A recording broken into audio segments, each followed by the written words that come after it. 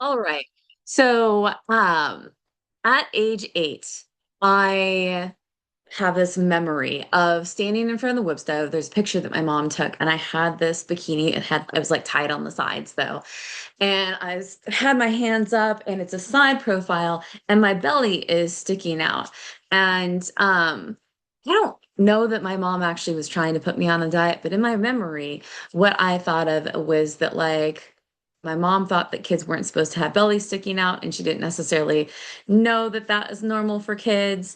And she just wanted me to be happy and healthy and I'm beautiful. And like again, like kids remember things in different ways.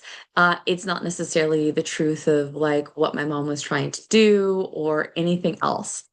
But literally, for as long as I can remember, I've had these considerations about my body. Like I'm a naturally more stocky woman. Like I have curves. I grew up on a farm. I have muscles. I love my muscles. So like even when I was really fit and after I had like mono when I was 15, I got down to 115 pounds at 5'4", which for me is like unhealthily skinny. According to the BMI index, it's the weight I'm supposed to be. Um, but like the lowest weight I should probably be and feel healthy at is like 125 to 130 pounds, which I was 125 pounds when I was in high school and I was benching my body weight and squatting 185 pounds. I was really quite strong and I had like a six pack and it was great and I felt super fit.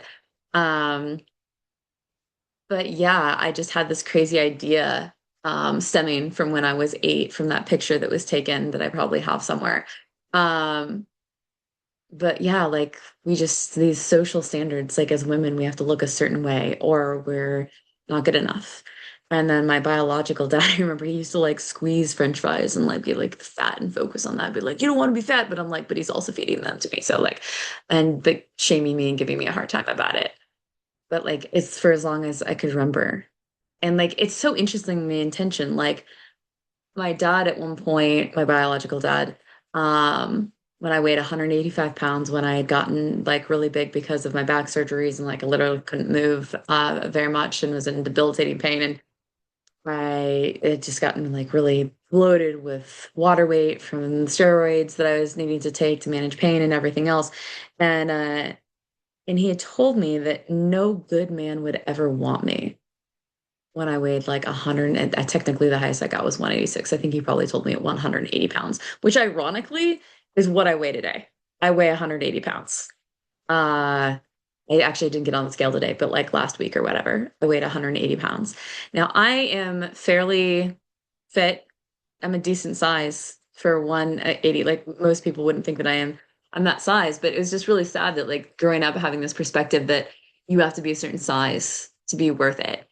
I remember being in my 30s and my youngest brother telling me that the one of the reasons he wouldn't let me hang out with him and his friends, he's 4 years younger than me, um, was because I wasn't a size 4. What the fuck, dude? He apologized for that later and said that wasn't necessarily true, but just like that general perspective. When I was 21, I did technically buy a size 4 pair of pants, but I was usually like a 6 to 8 when I was in my 20s, dancing like 3 to 5 hours a night for 3 to 5 nights a week. Um, but yeah, it's just so crazy, like how we attach our worth to our size. Um, like it's just wild to me. Like there's a whole video I did, you can find it on YouTube, that I did around body image issues, and I show like pictures of the size that I was back when I was like 15, 17, whatever. And our parents do the best that they can, but man, it's it's nice to come to a place like at 45 where I love my body. I love who I am in this stage of life. Um, and I don't need the external validation, which is amazing to not have to grasp for men's attention. I never really worried so much about women's validation, which is interesting. Um, but yeah, no, the value of how we show up. Again, super rambly. Um, but yeah, it's like easily. easily 35 years of body image issues. It's a journey, y'all, but like I love getting to do the work that I do as a confidence coach today because I can help people regardless of gender to love themselves just as they are, no matter what size they are, no matter if you are like navigating pain in your body that it feels like it stops you from being able to live the kind of life that you want to, since I navigate chronic pain every single day to one degree or another. Yeah,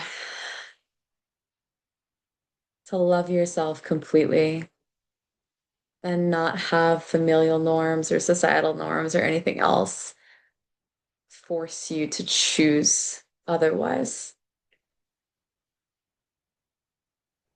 Yeah, so there's your rambly story for today.